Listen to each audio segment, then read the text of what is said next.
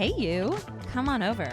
Mom's not home till 6, and we're exploring the TV and movies that made you turn down the volume so your parents wouldn't hear.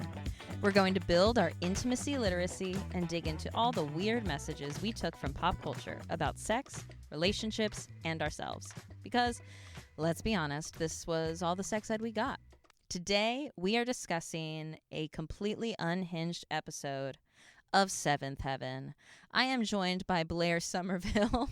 They are a relationship therapist specializing in gender and sexuality, and absolutely the one most likely to sew a prom dress with 5 minutes remaining. Oh my God, incredible.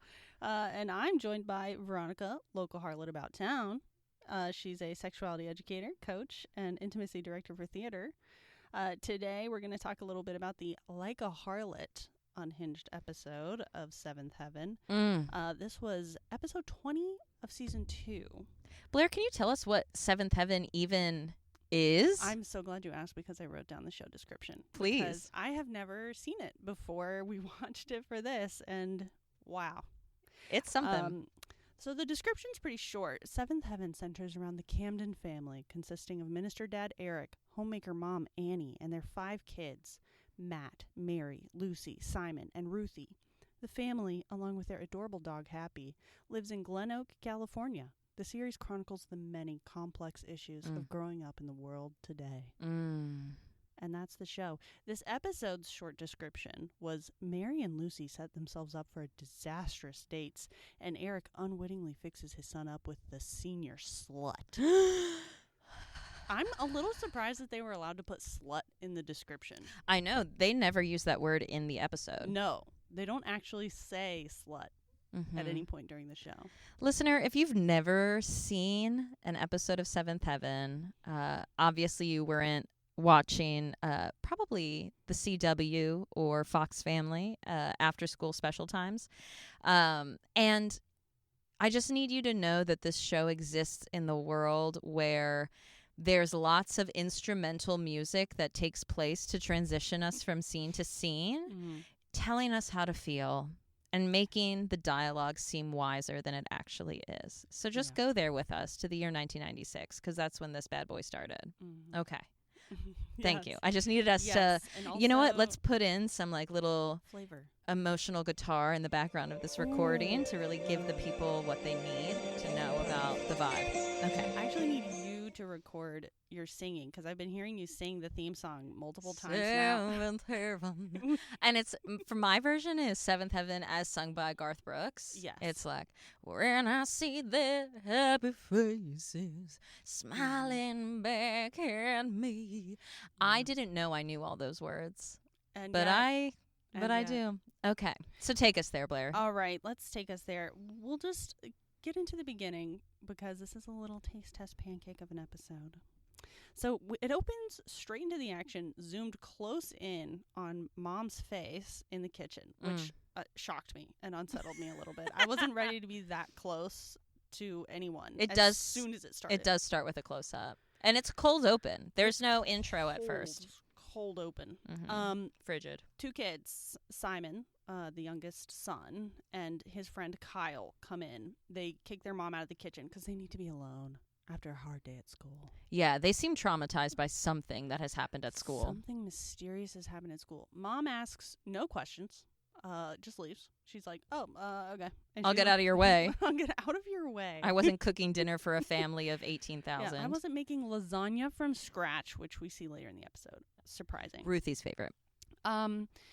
She does leave. They start talking about a mysterious video they saw in health class. They say, today our lives are changed forever. Forever. Yes. The implication, and they use this language later, but not in this scene, is that now they've become men. Now that they've seen this video, which they call the film. What is it? It's like when a girl monkey meets a boy monkey. It seems like it was a sex ed video explaining mating, but instead of talking about human mating, they use a video of monkeys having sex. Yes. Well, and here's a little it seems a little inconsistent to me. It surprised me because Simon is very anti this video. He's pissed off by it. He hates it. Something should be left to the imagination. Yeah, he's very old school. Geographic. He's very old school. But he is also the one who says, my parents have had a million talks with me. They're constantly like talking with me about sex and like relationships. And he keeps saying like, well, I don't want to have another one with them. The other kid, Kyle, is the one who seems a little intrigued by the video. Sure. And he says like, really? Your parents talk to you about sex? My parents have never talked to me about sex. Not once. Right. So that felt interesting because I would have expected the kid who, like, I don't know, is used the to pastor's talking about son. sex. Yeah. The kid who's used to talking about sex surprises me. It's the pastor's son. And also that he's like, yeah, I hate this. Not like, I mean, I already know this, whatever. Why is he so traumatized if he already knew a lot of it? Well, I imagine that the conversations he's had with Pastor Camden and his mother was not so much about the fine details as it is about like when a man loves a woman very much and they've thought about it and they've gotten married, right? Like that's the talk that the Camdens are giving their kids. They're not giving their kids like, here is, and maybe like the science of reproduction, but there seems like there's something difficult about this video of monkeys literally having sex on the screen. Yeah. Which I'm fascinated by this school system that they're bold enough to show these kids videos of monkeys having sex on screen, but are too uncomfortable to actually teach kids about sex between humans. Sans video. Yes. Right. Well, and in the same plot line, so this is one of the major plot lines of this episode. Toward the end of the episode, the pastor father finally does corner this kid and is like, well, we are obviously going to talk about the movie you've seen at school. What interested me when they did have like a little hint of a talk about it was Simon was direct and said like, we're talking about sex like all the time, or the school talked about sex. He says the word sex. Yes. The dad is really hesitant and talked around it. And he was like, well, you know, some kids only learn what the school teaches you about men and women. He doesn't say sex. And I thought that was really interesting that his young son, who was heavily avoidant of this discussion, was a lot more direct than he actually was. Right. And the fact that he just says men and women, which first, second of all, I feel like if that's the teaser of the conversation we're getting between Reverend Camden and Simon as like his style of talking about sex, I imagine a lot of this video was probably new for Simon. Right. That's why it's like it doesn't add up, because if they've had a lot of detailed discussions about sex, then yeah, it just seems so incongruent and strange. Yeah, and Simon is so old school. Yeah. He's like, what happened to romance? Yeah. What happened to nice dates and flowers? Is nobody a romantic anymore? I'm like, It just feels like, I don't know what the showrunner's messaging is. Is it to just display every single option of how people might feel about sex? I don't know. Because it didn't seem... It felt confusing. I didn't know what the message was. I didn't get the clear moral message I needed from Seventh Heaven on this one. How am I supposed to feel? This is... Seventh Heaven's the only sex ed I got. I didn't get the monkey video. I got Seventh Heaven. I got Men and Women from Reverend Camden. Okay, so this brings us to the other, like the primary plot of the episode has to do with the senior prom. Big day. The first it's the big day also. It's like literally the day before prom when this begins. Yes. And then prom day is a shocking How was day. your prom experience that way? People were talking about and planning for prom for like months. Yes, because they announced the theme, and then you want to figure out who you're going with or if you're going at all. I did not go. Spoiler alert. No, Poyera. I went with all of my pals. I went to a Catholic all-girls high school, and we rented a school bus because we were those hipster kids. It's fine. It was 2007. We rented a school bus, and it was a bunch of nerdy hipster theater kids. Nice. Yeah. That sounds fun. It was, yeah. But we had to start planning eons in advance. Oh my God, because you gotta rent the school bus. You gotta figure out you're renting your transportation. So you're the making fact dinner that reservations. Matt Camden, heartthrob amongst us, by the way. We can talk about that as we go. I think I thought he was hot when I was a kid, but in this rewatch, I'm like, okay, Matt Camden, I see you. He is like, oh, I'm not going to go because it's a couple thing. Yeah, and so I'm not a couple. Yeah, apparently at this school, couples are the only people going to prom. Apparently. We haven't evolved yet to the point that groups of friends go together. And except for the fact that his sisters are saying, I hope that he doesn't have a date because then he'll have to take one of us and no one at school knows we're related. There's a very, and this is not, I hate to break it to really you. Big. Yes, this is an audio medium. Blair's eyes just got so big. I hate to break this to you, Blair. I'll hold your hand when I say this. This is not the first time that there's a weird romantic undertone between the daughters and Matt. There's another scene that's about, I think it's Mary's first kiss. Oh my God. Where I think she almost asks if he'll practice on her. I know. No. Correct me if I'm wrong. Somebody email me about this. I think that that's what happens. So anyway, there's weird undertones. Gulp. Yeah. So anyway, so it's the day before prom. What happens? It's the day before prom. And poor Mrs. Camden is trying to keep this family afloat with no gratitude. She's trying to keep the shit together. And so Eric's at work. One of his congregants comes in, the father of a girl at school who is in Matt's grade. And he says, my daughter has a lot of friends who are boys but no boyfriend, and I want her to go to prom. Well, can you ask your son if he'll take her? Which, can we talk about like the larger context in rewatching this show now? Mm-hmm. Let's just name it for the people. Yeah. Is that the actor playing Pastor Camden has since admitted to at least 3 instances of child sexual abuse. Yeah. And so this scene, the other guy comes in and he's obviously nervous. He just goes straight into his pitch, which is like, I have a question for you and I really hope that you can help me out. My daughter needs a date for the prom. And Mr. Camden looks all flustered. He's like, I'm not sure what you mean. And like the bit is kind of that at first Pastor Camden is like, Are you asking me to take your daughter to prom? Yeah. Which yikes. Did not age well.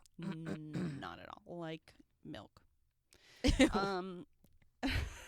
Okay, so he's like, what? So he says, I don't know. He sort of agrees at first, but then wants to backtrack because I think he realizes I don't want to tell my son what to do. Which we love. We love that. But love autonomy. But then the other dad is like, no. I've heard through the high school rumor mill, your son is the only remaining eligible bachelor without a date to the prom.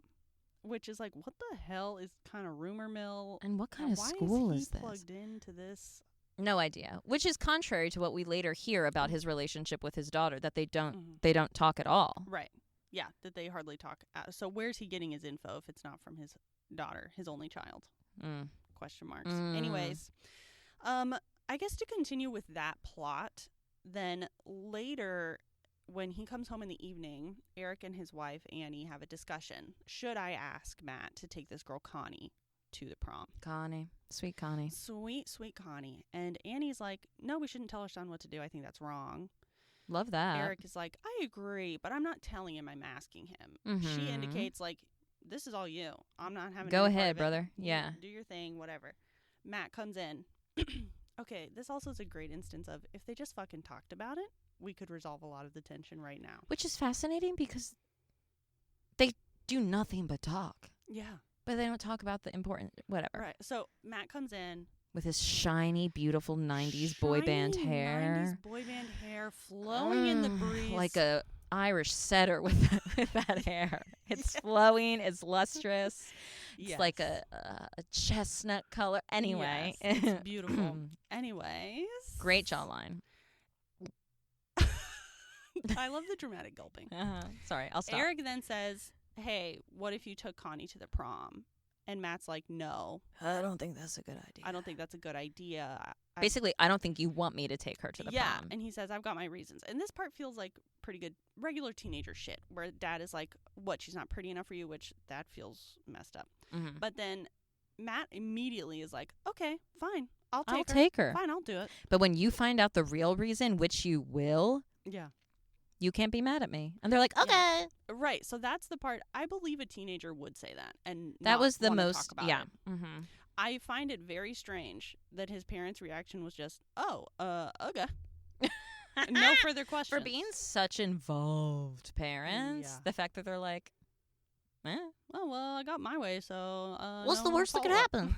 Yeah. Okay. Yeah. And then the sisters find out, who Yes. are kind of our Greek chorus in this experience, in that, like, Yes. we turn to them to see how the common folk feel about this girl, because they do go to the same school. Yes. Which, how does no one know that they're related? Right. It must be a massive fucking school. Yeah. Yeah, which, was your school big? I mean, it wasn't enormous. It was pretty big. I went to public school. How many people? Wow, Like in your how graduating many? class? My graduating class was maybe, I don't know, 200, 300, something like that. Okay, so on the tinier side. Yeah, not huge. Like, I went to school in Cary, and there were definitely bigger schools, like, in Raleigh. Mm-hmm. So it wasn't tiny. Like, I didn't know everybody. Okay. Anyway, who's to know? But I feel like you gotta know. Whatever. Yeah, it's surprising. Obviously, it seems, since Mary and Lucy are always together, Mm-hmm. like, obviously they're attached at the hip. So it's like, Yeah. good for Matt, I guess. Whatever. I guess they're just stalking him during the day, not actually interacting with him. In any case, they spot them chatting, and they realize, oh my God, he's taking her to prom. She's the school slut. Again, they Mom don't and use that Dad would word. never allow that if they knew. Yeah. And, like, yeah, so they're sitting there being judgmental of this girl for Mhm. being a slut, a harlot. Which we never actually find out exactly what that means. No. We don't. Mm-mm. And so they're judging this girl. Mhm. Meanwhile, their subplot is that they are so desperate for dates. They are so desperate to be able to date Uh-huh. that when they get a phone call on the home landline, Clear plastic phone spotted, by the way. For those anyone are who so remembers that good. aesthetic when electronics were made with clear plastic housing so you could see all the circuit boards and shit inside them, I loved that. that was a special time. I loved it. I loved it. I was Bring all it about back. I know. Yeah, so they get this phone call, and this guy's like, hey, I'm a friend of your brother's, and me and my brother were wondering if we could take you and your sister out. And they, no hesitations, are like, yeah, sounds great. But And then, don't tell Matt. He might not like it. yeah, Gross. I know. So they're all panicked. They can't figure out who these guys, Kyle and Casey, are. They're weirded out, but they're Mhm. like, I'm excited. We should invite them to our house. Yeah. As though that's the safest option. So they're preparing for these two random men to come to their home for a Mhm. date with them, Mm-hmm. all the while judging Connie for being a slut. So Yeah. it just feels like, it feels Mhm. like, you know? Yeah. Well, and this is all the day of the prom. So morning at school, Matt is like, Connie, will you go to prom with me? She says, I don't have literally anything to wear. He says, no problem. My mom can sew. Come over after school. Yep. And within the time after school and before prom, Yep. she will sew you a custom My mom's tailored doesn't do dress. anything. Yeah. And she fucking does. She does, which is, I love a montage with fashion. Yes. And it's It's a like beautiful catnip. dress. She does do a beautiful dress. And yeah, it's like my mom and my sisters are wizards at this stuff. Just Yeah. come over. Yeah, and they do the montage of And he everyone takes a working nap. hard. He's fucking sleeping. He's taking a nap reading the a whole book. time. Yeah, he gets dressed in 5 minutes. Yeah. Meanwhile, this girl's getting her makeup done by the Mhm. sisters. They're picking out Yeah, shoes mom is designing and sewing a dress from made from scratch. curtains. Made from curtains. But then she finds this fun little black faux fur Yeah. fringe piece Yeah. that makes the top, like the neckline of the dress. It's very 90s It's and the also 90s. makes it fashionable for the youth of a today. little sexy. It's a little a spaghetti strap. Spaghetti strap. I know. So she makes her a bomb ass dress. Yes, she looks great. Without question. Yes. And then we have the she's all that moment where she comes down the stairs and it's like Matt is seeing her for the first time. It's like, wow, Oh my God, she is kind of hot. you look beautiful. And so they go to prom. Well, they go to dinner. They had dinner Yes. reservations. Then they go to prom. And immediately before they even walk through the door of the prom, Yes. she sits down on a bench with him and starts trying to make out with him. A poor Connie because she indicates that this is like she's come to understand sex is transactional, and this is what she owes him for being nice to her and taking her out to dinner. I've never been to a restaurant that nice. I know. And she's like, I know that it's like a hit to your reputation. You didn't have to bring me to prom at all. Like, I really appreciate everything you're doing for me. So I guess I owe you making out, sex of some kind, something. Yeah, basically. And he, like, it takes many turns, this conversation. It was a roller coaster. I had whiplash, like, oh my God, am I agreeing with him or absolutely disgusted by what he's saying? He's so fascinating. He's like, you know, we don't have to do that. Like, we don't have to do anything like that. And she keeps trying to kiss him, and eventually he... Well, he launches into this speech, but right before his hideous speech, he's like, you know, I don't really care what other people say. They can say what they want about me. Okay, we don't have to do anything. Yeah. And then he's like, we don't even... Okay, this is also wild. He says, we don't even know each other. Which is true. Well, do you want to get to know each other? And he says, okay. Let me ask about your deepest trauma immediately. How is it living in a single household with only a dad? That's his get to know you starter question. Yeah. Which was like, wow, bro. Guffaw. Yeah. Unbelievable. You could do a little warm up. Yeah. You could warm it up a little. How do you like high school? Right? Like anything. Yeah. That's even hobbies? A terrible question. What do you do for fun? What do you do when you're not fucking dudes? Yeah. Other than fucking every man in the school, what do you do for fun? Right.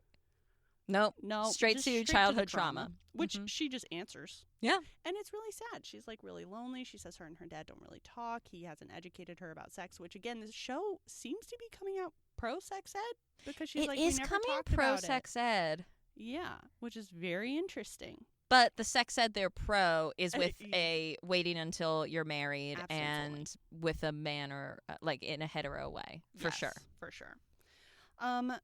So she also is like, she learns that her dad keeps telling her men only want one thing. And so she's saying, I want guys to like me. So why not give them the one thing they want? The rationale stands. Yeah. Frankly. I can see how she got there. Yeah. Okay. Matt.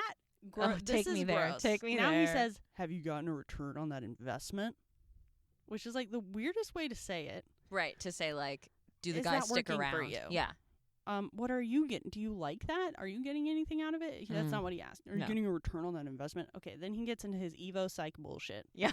Look, all guys want to be the pursuer. It's the old hunt and gather instinct against a woman's old nurture instinct. In relationships, there's always a giver and a taker. She says, which I think is a good flirt, so why don't you want me to take you? I know. He says... I know, cute Chapel Roan in the background. All this stuff is nothing. Make me dig deep. Make me sacrifice. Make me work hard for it. Do something difficult. Okay, which is gross in its own way. But then his example is, make me go dancing. I don't like dancing. That's not like... Well, we don't know how much he hates dancing. That's to true, be fair. but it just felt so all over the map with like, it's evolutionary psych. You have to make me dig deep. You got to make me do something Make me work for it. Make me work for it. She like sort of rolls her eyes, which I agree with. But she's like, fine, let's go dance then. Okay, at this point, he pulls her back. He makes her sit down. He kisses her. He says, make me be a gentleman too. He's a little brat. You old so-and-so. Matt Camden. He's a brat. It was... I know. Make me be a gentleman. I was like, okay, daddy. Like, I don't even use that word. Interesting, though. Yeah. I take it as like he wants her to sort of dominate him and he just wants to be bratty about it. Yeah, which I love. Yeah, which I think could be great for him, but is not necessarily fitting in with his previous Evo Psych rant. I know. In any case, they go dancing. Have a wonderful evening together. Mm-hmm. We see them later in the car. They're like making out. They're having a great time. They're saying we had so much fun. They sort of hint at the possibility of doing something more. Well, because she pauses. And she says, actually, I don't really want to do anything else right now. Oh, yes, He Connie. says, I'm man enough to hear the word no. Which is complicated. Complicated. I love the respect. At the base of it, listen, I love the respect. It's the 90s. I think that was probably the best we could ask for on TV about a message of a man getting a no Yeah. when he's, Yeah. curious about more. For young men watching the show, it models you just accept the no. Right. And it's not threatening. Even It's if we're fine. like gendering the hell out of it, being like, I'm a real man, so I can hear no. Yeah. Like, whatever, fine. Well, and then she sort of opens up, well, let's take a break and we can see how we're both feeling later. Yeah. We fade to black and don't see what else happens. No, because he between says, I've got a better them. idea. Oh, that's right. They go to... They get in the car and fade to black. We don't know what happens in between. They do later show up at Connie's house and talk to her dad a little bit. Mm-hmm. And then he comes home. Okay, this is the prude in me, I guess. But when he kissed her I in was front of her shocked. dad I was shocked. on the mouth, I was shocked. For a dad who's like, my precious little daughter. My precious little daughter, men only want one thing, don't trust them. I'm setting you up with the pastor's son because he's safe.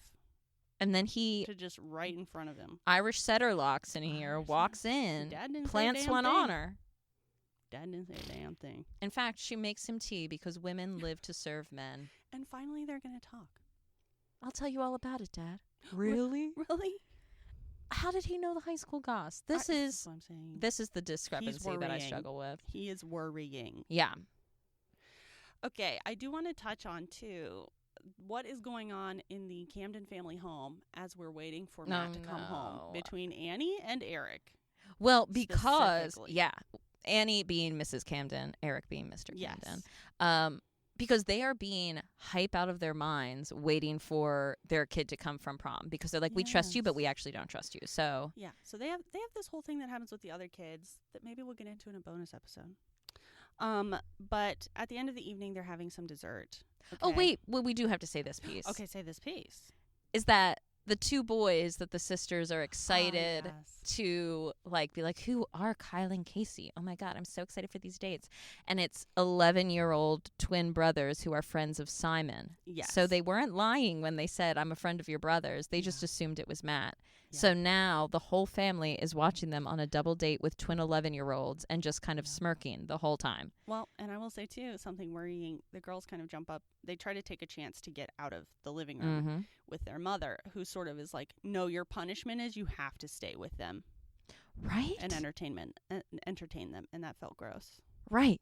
I didn't like that at all. Like, you're not saying, like, oh, it's okay to... Like, I get the lesson of, like, you're so desperate to date that you're just, like... But the way you do that isn't double down. That's giving... It's like when people say, oh, I caught you smoking a cigarette. Smoke the whole pack. Right. That's not... No. Helpful.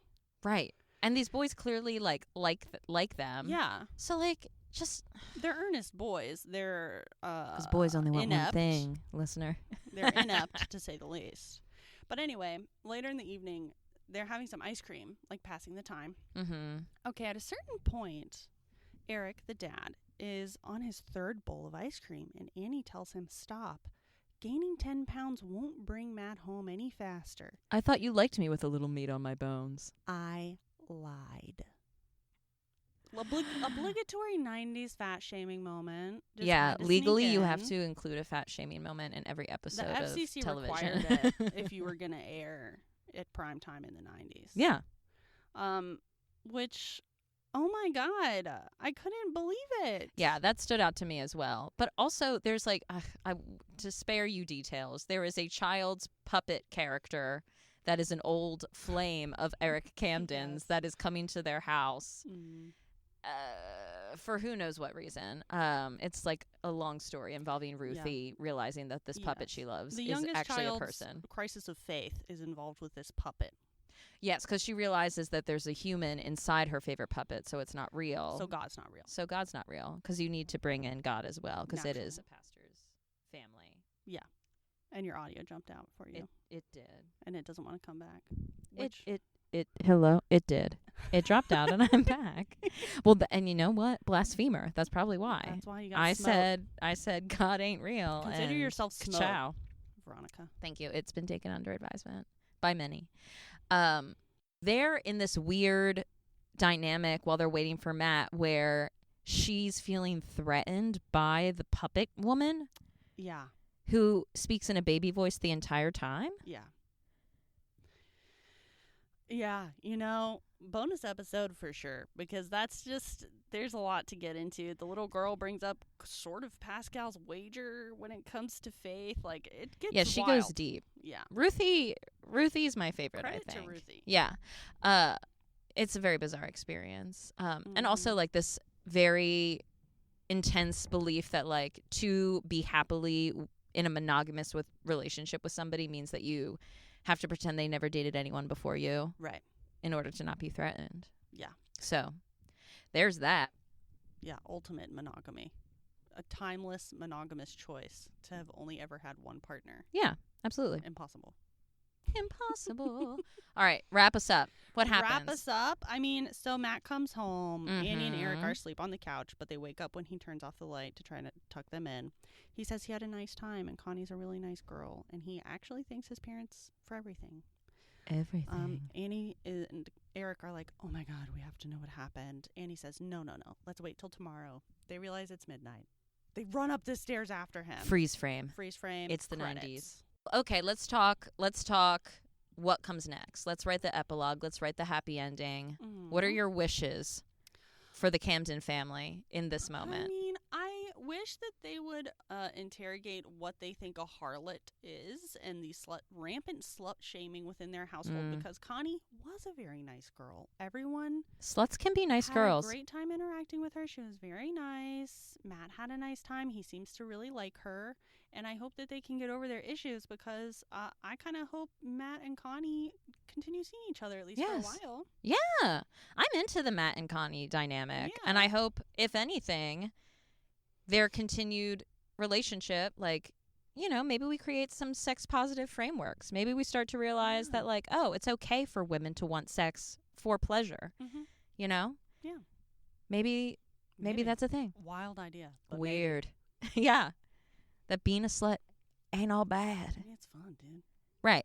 Now, the way they pitch it is, like, very reductive, that she's only being slutty, quote unquote, because she wants men to like her. And it's more about giving them what they want. And she is not receiving any sort of pleasure in return. Yeah. No return on investment. No ROI there. So, I want her to be a slut and get her some. For her. Be a slut for her. Yeah. Yeah. That's my hope. I hope that Mrs. Camden gets a fucking thank you card. Seriously. We, in the course of this episode, see this woman navigate 5 different crises between children. We see her make a dress in 3 hours with 0 support from the person asking her to do it. Correct. We see her instruct Mr. Camden on how to have a conversation with his son when, I don't know, maybe that's his job as a pastor, is to have conversations with people all day long. We see her be expected to have made dinner by Simon and clean it up. She makes a lasagna from scratch. Because it's Ruthie's favorite. And then she's trying desperately to get these damn tickets to the little puppet show for Ruthie. And then the puppet herself shows up, and Mr. Camden says, "There's always room for one more, right?" What's one more when you're hand making lasagna? That you haven't. I could have killed him. You haven't. Yeah, I haven't even checked in with you, and I haven't made any moves to help. Yeah. So Mrs. Camden is the backbone of the family, obviously, and no one, and that's her job, apparently, according to them. Oh yeah. So delightful. My wish for her is a break and a mama sans. I want her to have her own. I want her to get her groove back. Agree. I want to see this monkey video and see why it was such a thing. I know. So that's my wish for us. Where can the people find us, Veronica? They can find us on the internet, Blair. In their DMs. While this is a personal, please listen to our podcast and give us feedback podcast. Yes, this is a trial podcast. We want your feedback, dear listener, on if we are funny enough to keep making these. That's the real question. Do we thread the needle between hilarity and insight? Yeah. Give us your thoughts. Thank you for listening, and we can't wait to hear what you think. Yeah. Bye-bye. Catch you next time. Thank you for listening to our very first episode of Mom's Not Home Till 6. We hope that you enjoyed and can't wait to hear your feedback. Give us a ring and make sure you switch the TV channel back to something appropriate. Catch you next time.